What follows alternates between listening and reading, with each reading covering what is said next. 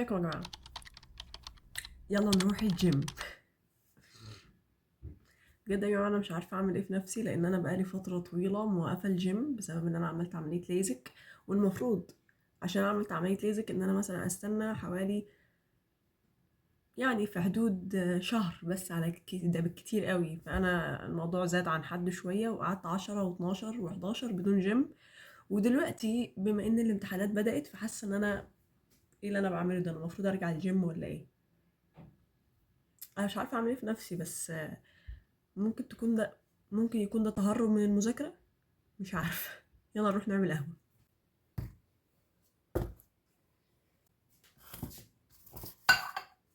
في الفيديوهات اللي فاتت اللي كنت بعمل فيها فلوجات كده، في فيديوهات قصيرة، كانت في ناس بتسألني انت ازاي بتعملي القهوة بتاعتك. انا معرفش ليه، مع اني مش حاسة ان فيها اي افتكاسة.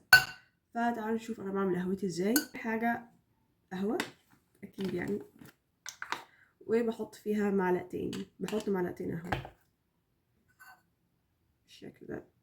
على فكرة انا بني ادم ما كانش بيشرب قهوة خالص، القهوة دي بجد ما كانتش تخش بقي اساسا، ولكن الامتحانات بتعمل اكتر من كده.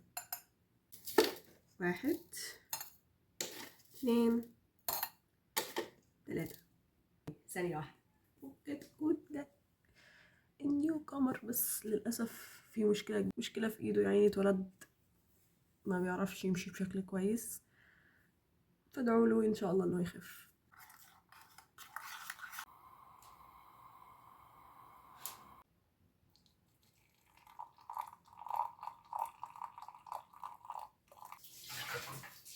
الدروس المستفادة ان محدش يسألني على القهوة بتاعتي ازاي تاني، علشان هي زي الزفت.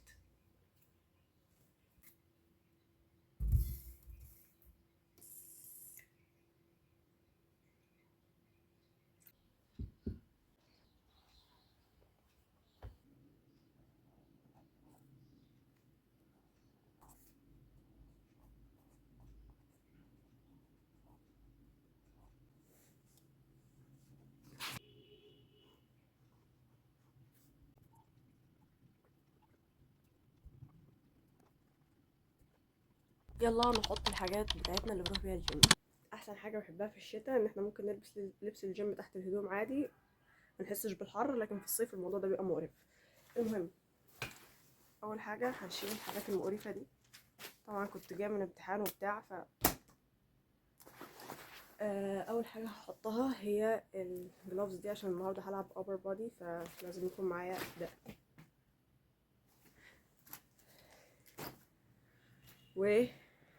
والرابر ده علشان اعمل تسخين. ثانيه.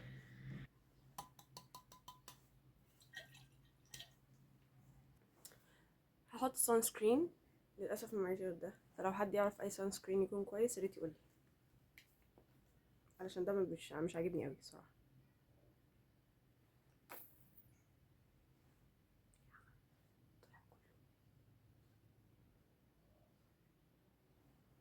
مش ناسي حاجه، لان بقالي فتره طويله ما روحتش الجيم، فنسيت كنا بناخد ايه اصلا.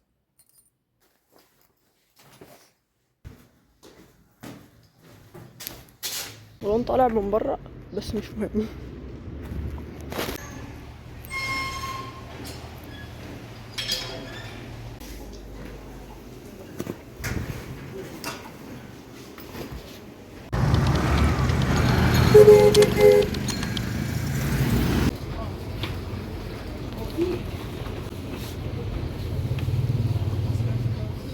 بعد ما رجعت البيت نمت كتير جدا، بسبب انا ما كنتش متعوده ان انا اروح الجيم بقالي فتره، ولكن وحاولت اقاوم ان انا انزل لازم علشان اذاكر واخلص اللي ورايا.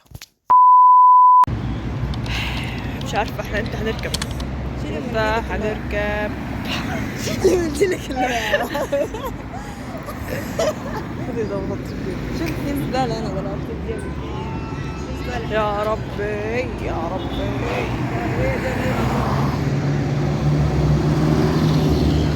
مواصلات.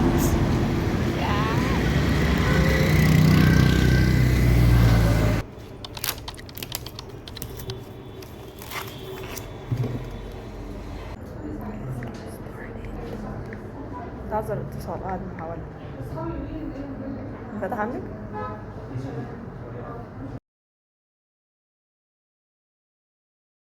من هنا يا جماعة حبيت ان انا افكركم بحاجة مهمة جدا، حاجة فعلا بتشغلني وبتعطلني واكيد كمان بتعمل معاكم نفس المحور، الا وهي فترة الامتحانات وقد ايه انها صعبة على قلوبنا، وان احنا ساعات ممكن ناخد قرارات غلط كتير جدا بسببها. فترة الامتحانات طبعا بتكون فترة صعبة علينا كلنا، وفعلا بنحس فيها بأحاسيس متلخبطة، وبنحس ان احنا مخنوقين ومش قادرين ان احنا نكمل، وان في حمل كبير جدا على قلبنا، وفي ناس بيوصل معاها الموضوع الأكبر من كده بكتير.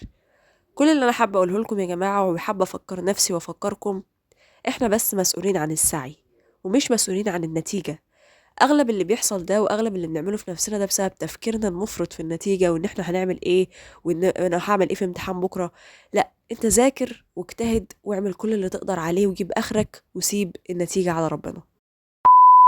كنا نتمنى نقعد نذاكر أكتر من كده، ولكن كان ورانا مشاوير كان لازم نروح نخلصها.